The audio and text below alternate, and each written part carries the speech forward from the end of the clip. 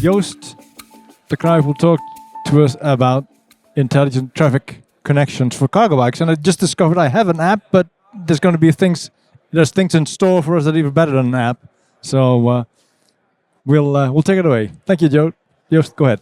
Yes, thank you very much. My name is Joost de Kruijf, and I'm really pleased to be at the International Cargo Bike Festival. During this talk, I would like to raise a question because although the Dutch are really famous about cycling, I'm going to talk you through why it's challenging to get cargo bikes on the political map, and even finding out the connection between cargo bikes and intelligent traffic lights. I'll start easy. There is, for the people from abroad, there's a massive program in the Netherlands on intelligent traffic lights, and you could say, okay, intelligent traffic lights, are there stupid traffic lights? No, but they're less intelligent. The one thing is, and I will try to explain, the intelligent traffic light is a connection between a vehicle and a traffic light, that you can send a message to the traffic light and it can also communicate back to the vehicle. And the Dutch government is promoting the intelligent traffic light system, where they say we have 4 use cases. We have the emergency vehicles, we have the public transport, we have logistics, and we have the bike. And that's it. So for your understanding, the bike is just one word. As if you look on the cargo bike festival, there are quite a lot of cargo bikes already. And if we broaden it a bit, there are even more bike style vehicles. So what I'm trying to do is getting the business case ready to connect the bicycle in the broad sense of the word to the intelligent traffic light. And for your understanding, a bit about me. I'm specialized in the conversion from data to policy relevant insight on cycling. So we build, based on GPS data, insights for cities, what the traffic flows are, the speeds, the delays, the routes, all kinds of stuff, helping local policymakers, regional policymakers, and even the Ministry of Infrastructure and Water Management to get better insights in how the bikes use the infrastructure in order to improve the infrastructure. And because that's quite technical, the people say, okay, you know something about data, please help us out with this project, because it's also about data. And for me, it's a struggle in that sense that it's completely different. So what I did, I'll just first, maybe I already explained a bit, but the intelligent traffic light use case is about the bicycle or the cyclist communicate with the traffic light in order to get green priority at the traffic light or enlarge the green times at the traffic light. So if there are big flows of cycling entering a junction, the green light can be continued to help out the cyclist on a junction. People from abroad, the woman on the left-hand side of the screen is Little Red Riding Hood. And it's not a fairy tale. It's near a really famous theme park in the Netherlands. But if you ask an ordinary cycle policy related person from in the Netherlands, they will say, okay, we try to stimulate cycling in the Netherlands. And we always have to say, okay, that's all nice and dandy, but we have to make a division between the cyclists, the bicycle, and the bike path. And I think for you as a crowd, that's obvious that there are so numerous various types of bicycle to take into account in the story. But for the ordinary Dutch people, although we have high quality and high standard cycling infrastructure, for the ordinary Dutch mobility people, they also focus on car.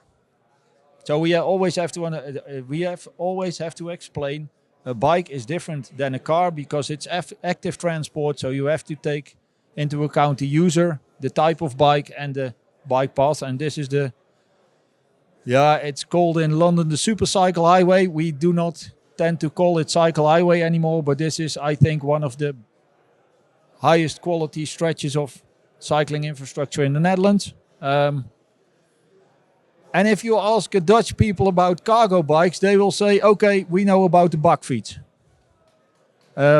So 9 out of 10, if you talk about cargo bikes, people will think about bakfiets.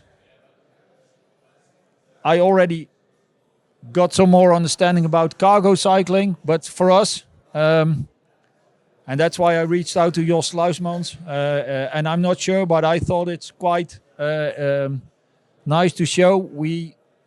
And I think it works. We will do this first.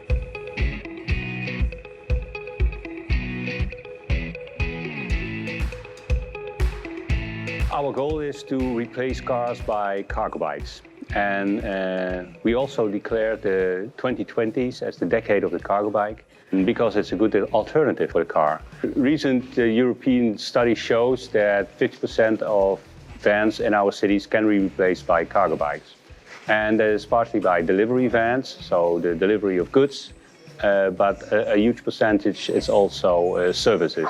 All kind of entrepreneurs that use vans now for their business in our cities, but that can replace these vans by cargo bikes. An important condition for the growth of cargo bikes is to make our streets safer. It can be done by limiting the number of fossil fuel cars in our cities and also limited the speed limit to 30 kilometers per hour, or even better, 25 kilometers per hour. We see a huge growth of the use of cargo bikes for instance, in Germany. Last year, about 100,000 cargo bikes were sold in Germany, and this is just the beginning. People, private persons, but also businesses, companies, they see the potential of cargo bikes, and the growth is huge already. And that's also why we declared the 2020s the decade of the cargo bike. Cargo bikes offer a solution to a number of challenges, also for the logistics sector itself. So it's much easier in a small city like Amsterdam with narrow streets to do the last mile on a cargo bike instead of with a truck or a van. Another advantage of cargo bikes is that it's much nicer to, as a customer, to have your goods delivered with a cargo bike than with a van.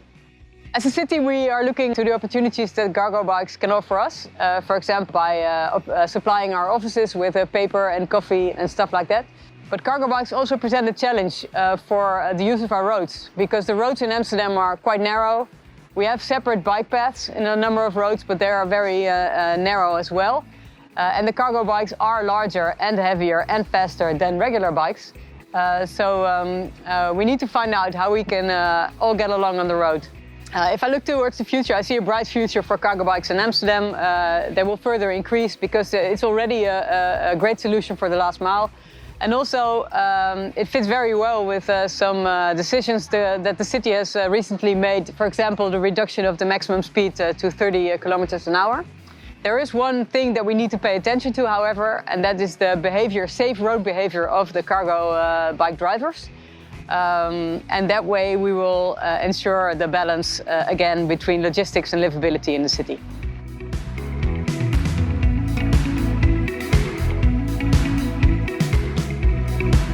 Here at Parcels we work with cargo bikes because it's more sustainable, it's convenient for consumers, and it combines packaging from different carriers. So it causes less vans in the city. With our cargo bikes, we move faster through the cities because there's a lot of traffic in our city. And if you go by car, there's a lot of traffic jam. And with the cargo bike, you can avoid that. Yeah, I think for the bikers, it's more healthy. They're outside all day. So for them, it's better than driving a car. Right now, I think 15% of the people, they pick up packaging. In, for example, France, it's 50%. So I think in the future, people will do a mind shift from getting the packaging at home, moving towards picking up in stores. And if Parcels is one big retail chain in the Netherlands, then all people have the possibility to pick up their packaging. So that's more sustainable, zero emission and more convenience because you decide yourself whenever you pick up your package.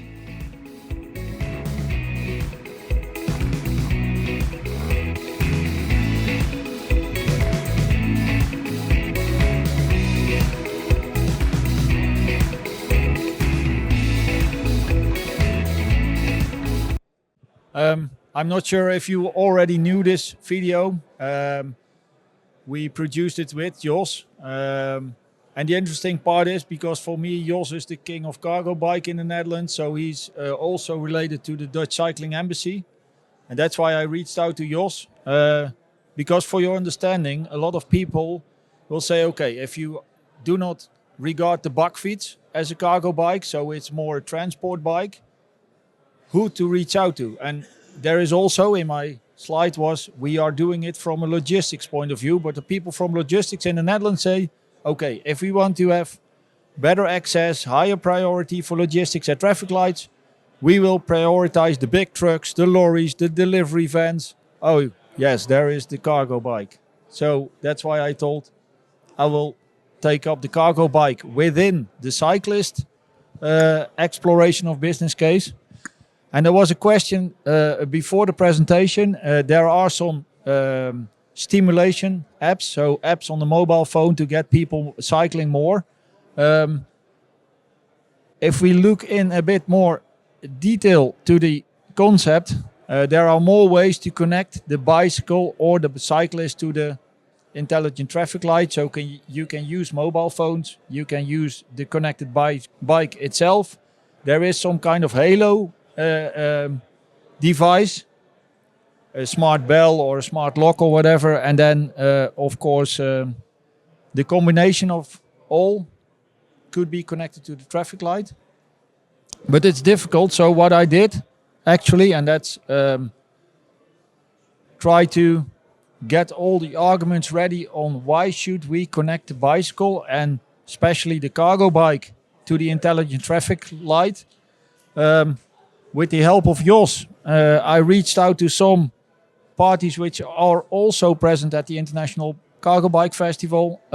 So for your understanding, Tracify builds smart systems on a bike to prevent theft. So they say, okay, we have a high priority in cycling safety and to avoid bicycle theft. One of the other ones is Cargo Cycling. They have a IoT solution for their bicycles, which is more on cycling service. So they can see the whereabouts of the bicycle and say this bike is oftenly used. So there is a higher proximity that the bike will need service. Bosch, it's integrated in a lot of consumer bikes. They say we want to have the integration of the bike with the intelligent traffic light on the argument of safety. So we want to increase safety, so that's why Bosch is interested in connecting. One of the other ones, and I'm not sure you know about it, they are more on speed pedelecs. They want to increase the flow and user experience. They also have an integrated bike technical solution with which you can communicate. And the interesting thing I would like to add is the last one, and it came from the guys from Cargo Cycling. They also build care bikes. So not so much for cargo, but for physically disabled people. So special bikes for people, and they are also IoT connected. And this is, I think, the center of my presentation and also the reaching out to the audience. Because the argument of connecting the bike and the cargo bike to the traffic light is now centered around these arguments. And I think to be competitive to the public transport, to the emergency vehicles and logistics, we have to really a clearly defined business case to say, okay, and we are also connecting the bicycles, and it's no problem that the government will pay for the facilities. Because if you are an emergency vehicle, and that's the way it's arranged in the Netherlands, you can have those groups paid because it's a central organized group, and you say, okay, if you have an ambulance, a fire truck or a police truck, you can pay for the services. I doubt if the cycle industry will say, okay, we are now going to pay for the priority because it's not so much that every bike will get priority, because there are so numerous bikes in the Netherlands that the trucks will be in a standstill fully. So it's always a trade-off between the truck, the emergency vehicle and the public transport, and the bike has to squeeze in.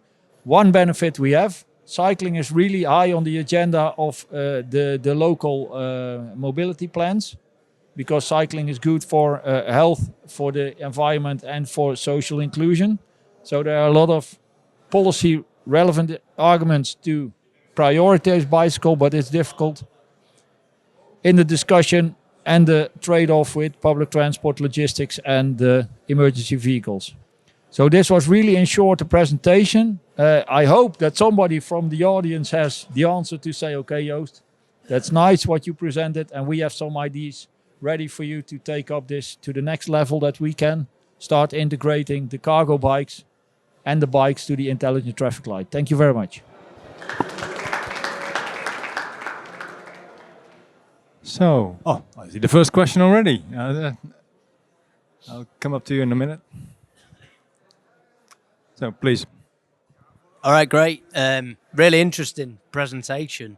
And because I'm from the UK, I find it fascinating that you referred to the Dutch community only referring to a backfeet, for example, as being a cargo bike, and not necessarily other cargo bikes. But having experienced the cycle through Gouda today, I saw that in first person as well. People were astonished with the manual bullet I was riding.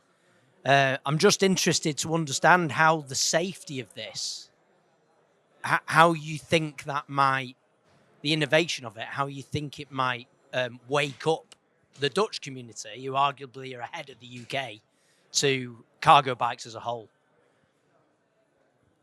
Yeah, I do want to react firstly on the one other thing before answering your question. The interesting part is that I defended my PhD thesis on the added value of e-bikes in the daily commuting, and the Dutch built cycle policy.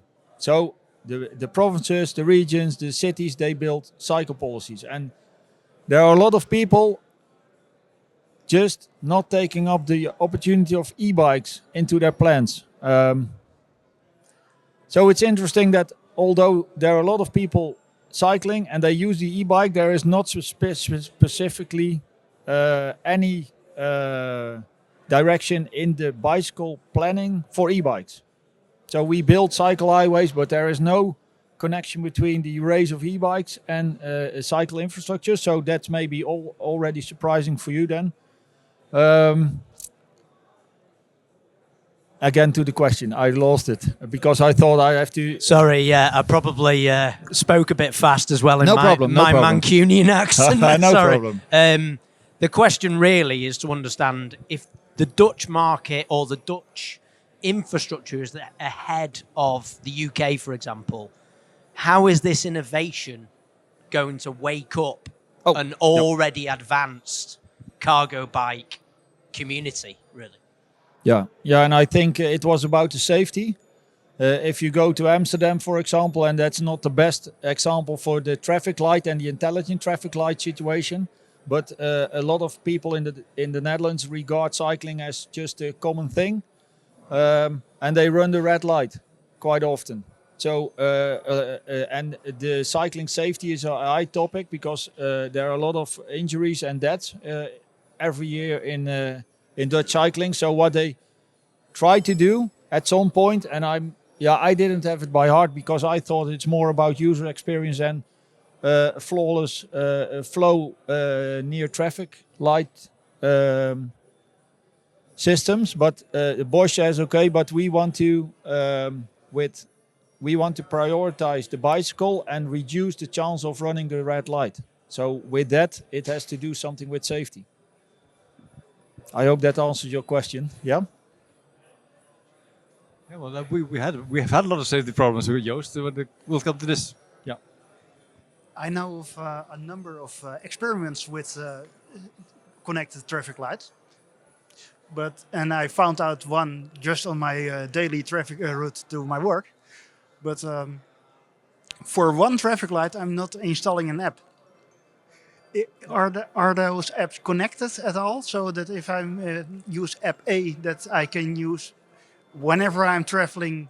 Hey, wait, he's using A and gets priority or at least information when it will turn green. Yeah, that's a really good remark you then make. So far, there have been numerous apps for cycling stimulation in the Netherlands, and what now currently is being developed by joint forces between different provinces in the Netherlands is one app. It will be launched in the spring 2025. So, and with that, a lot of apps will disappear. So there is some thing in the east of the Netherlands being developed, in the south, in Utrecht, in south of Holland. And if everything goes like plan, we have one app with one technology which will be able to communicate with the traffic lights and the intelligent traffic lights. The problem there is that although the Dutch government is really pushing that the more intelligent traffic lights will be introduced, it's still a fight because there are a lot of old ones still. So it's not fixed in the spring 25. It's all fluent cycling and cargo cycling in the Netherlands. But building it step by step, I think we'll reach that point. Yeah. Well, I think that's good news. All the apps making it into one.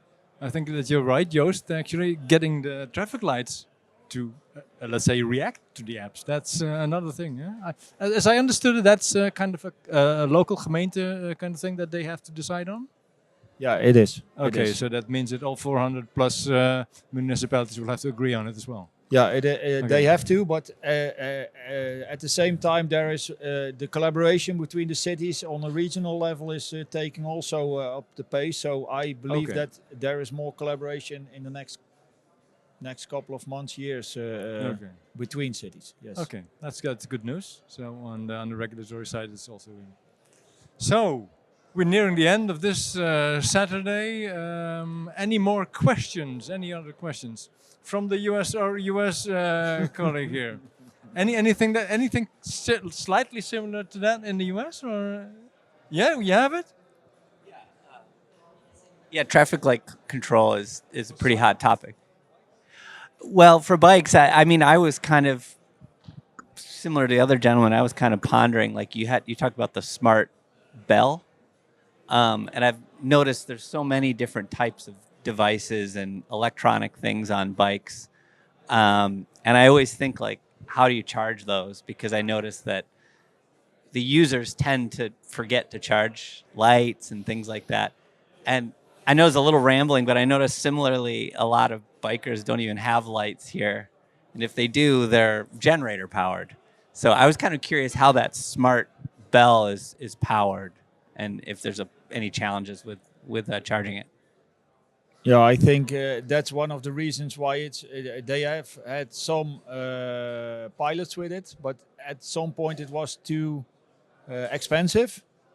And also not because it was for youngsters in the age of, I think, 12 to 18 or to the secondary school. But I think that's the worst group in charging stuff. So I think it was approximately 10 years ago, but it died out because it was too expensive and the gain for the cyclist was too limited. So they got a real try. So there have been some pilots, and what they now do is ensuring that the integrated traffic light system is ready, because there are numerous bike types, but also brands, and they all have a different setup. So what they are now doing is getting the back end ready that everybody can be able to connect. But I think if a manufacturer like Bosch connects, then it will speed up. But they are still hesitant because the bike industry is not that well with the full warehouse at the moment. So there is some hesitation. So I think we have to have one or two really good examples to speed up the process. So I hope it comes true, but and there was a lady before my presentation said, yeah, but if you do not believe it, it will be difficult. I'm still hesitant that this will get the pace which is needed to get it rolling over the next half to a year. Yeah. Okay, thank you very much. We'll look to the US and come up with some innovation on that side. Maybe you can integrate it into this dashboard that you have, and then the cup holder and nothing, and then the charger and next to it. Yeah, that will be something. Okay, final questions around for Joost. Thanks very much, Joost. Looking forward to this integrated solution, and well, see you.